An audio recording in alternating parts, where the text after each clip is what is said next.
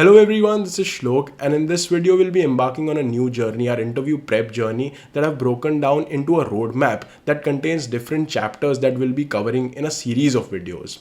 In this video we'll be covering how to go about giving an effective introduction, and the first part we'll be discussing is how to get started and most importantly stand out. Second is how to go about avoiding some important common errors and mistakes that we can make, and finally I'll also be writing my very own introduction down in the pinned comment section below so you can get a sense of the kind of exercise that we are going for. So with that out of the way, let's get started. So the first thing I want to get into is what should be the length of your introduction. And there are two schools of thoughts on this. The legacy institutes say that you should prepare two introductions, one around 60 seconds long, one around 120 seconds long. But my personal opinion is that I do not like my introductions exceeding beyond 60 seconds, because beyond that the conversation sort of becomes a monologue, and as you can imagine it becomes monotonous when the conversation sounds like only one of the parties are speaking. So that is one of my personal preferences. I prefer my introductions to be around 60 seconds long. So that's a little bit about the length of the introduction. The next thought I wanted to present is one very interesting question that I've been asked in an interview, is that give me an introduction of yourself that does not include anything from your CV or from your application. So this is also something that you need to prepare. This is an introduction that has things that are outside of your application or your particular CV, let's say. So the first thing I want to highlight here is that you could talk about hobbies, you could talk about things that you are really passionate about, you could talk about a trip that you have been on. So of course this is comparatively rare. I haven't been asked this in an interview as such. In an MBA interview I've been asked this in a job interview. So that is one aspect that we can think of. And in addition to that, this kind of highlights your informal aspects a lot more.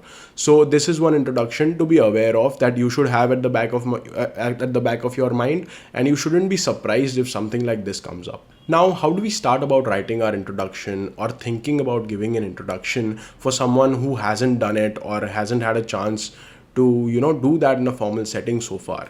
And the first tip I give is to go in a chronological order. And as I said in my MBA SOPs videos, write more than you would like to speak, so that you can cut out the parts that you don't really like in order to get the best and the most interesting aspects about yourself. So I go chronologically. I first say where I'm from, where I've done my graduation from, what my achievements have been, what are the kind of leadership roles that I've had in the graduation journey. I talk about my entrepreneurial journey, I talk about my corporate work experience, and finally I end the interview about some hobby that I am pursuing or something like that. So that is the template that I follow. This does not mean that you need to necessarily follow this template, but this is something that this becomes a sort of a starting point that will help you out. So let's look at some of the things that will help you stand out. And these are the things I've noticed after asking a lot of my friends with some impressive achievements. So let's go through a list of things that could be your USPs or things that could help you stand out in an interview setting. The first one is a stellar academic record. Let's say you have a very good pedigree of stellar academic performance since your 10th grade, let's say. So that becomes a testament to how hardworking you are. So that's the first aspect. Then maybe you want to get into finance and you have relevant work ex as well, so you could talk about that in your interview. Then you could talk about foreign exchange programs that you've been to in your graduation journey. You could talk about leadership roles in your graduation and in your work experience. Additionally, entrepreneurial journeys are also highly valued. And the last time when I talked about this in my I Am Lucknow interview, the interviewers were quick to go to my entrepreneurial journey and know my insights, that what are the biggest kinds of challenges that you have faced in your entrepreneurial journey. So that is one aspect. After that, extracurriculars. Let's say you've been at very high positions in sports. Let's say you have played at a national or a state level. Those points also are a huge addition to your overall profile. And last but not the least, something that colleges really, really love is community service or NGO involvement. So make sure that if you have that thing in your profile, make sure to highlight that. So now that we know some of the strengths that we need to highlight, we need to come up with a first draft. So for that, I have a few guidelines. The one thing that I follow, as I said, I go chronologically. The next thing is be very, very sensitive to what to each and every word that is written in your introduction. Let's say your name is Shlok, or let's say your name is anything XYZ. You need to know what is the name, what is the meaning of that name, any common question that could come up. For example, I was asked that how many shloks are there in the Gita, so anything like that can also come up. And let's say if you say that I'm from Vadodara, Gujarat, or whatever state you're from, something about that particular state can come up. For example, I was asked about the gift initiative in Gandhinagar, Gujarat, so you're expected to know about these things. So every word that comes up in your introduction, be well prepared to get any sort of cross questioning for about that particular topic. And from that stems another one of my points, that do not talk about things that you wouldn't want to elaborate further. Let's say you did an internship which really sounds good on paper, but when you dive deep into that particular internship, you know you wouldn't be able to impress the interviewers with that. So make sure to not include that in your particular introduction. So that's one important tip. The next important aspect is, I want you to go through your delivery a few times. Try to understand how each and every word that you are saying is pronounced. And if you're having trouble saying a particular word out loud in front of an audience, or you're not feeling confident with a particular vocabulary, I need you to eliminate that or get rid of that particular word or those set of words immediately, because confidence is more important than any kind of vocabulary or any kind of fancy language. So I would say do that, the first thing, and be very, very focused on not making grammatical errors, because that is something that will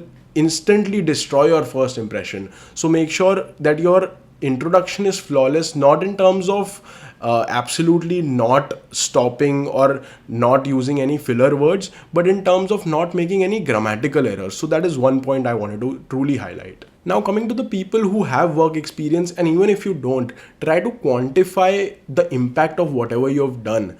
So for example, let's say I have a YouTube channel. I can talk about the number of views I've garnered, the number of people that I've been able to add value to, the number of let's say subscribers that I've gained, and let's say if I'm a business person, I can talk about the kind of revenues I've made. If there's a new vertical I have started, I can talk about that, the number of clients I've onboarded, and what is the kind of growth that we have been seeing quarter on quarter. So that becomes a really interesting talking point, and it helps the interviewer understand that what exactly the impact you have had.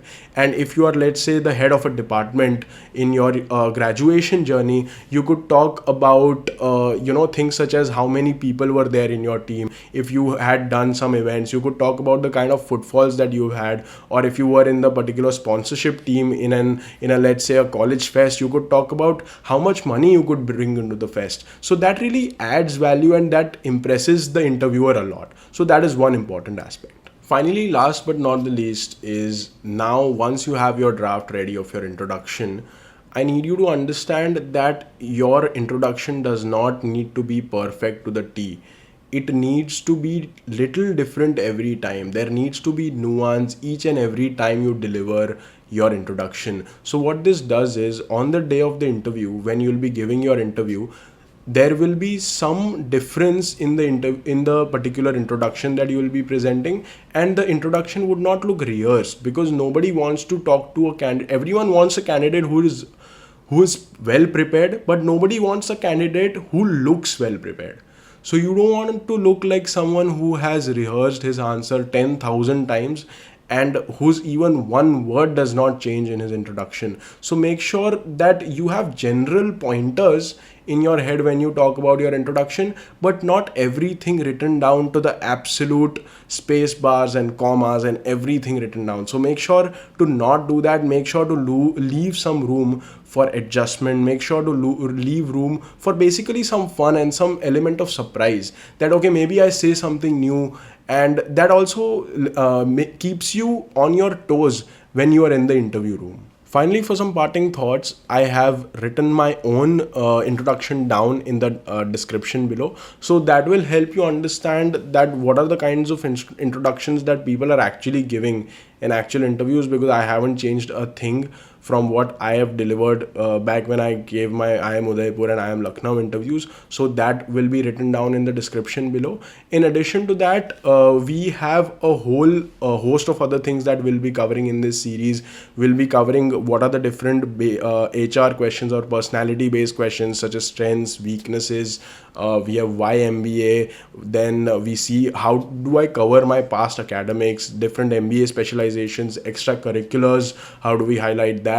What is getting deep into our work experience? And last but not the least, we also look at how to ace our written ability tests. So to watch all of that, please make sure you subscribe, and it means a ton to me that people derive value out of my content. And if you've reached so far, please consider subscribing. And thank you so much, and have a great day ahead. Thank you.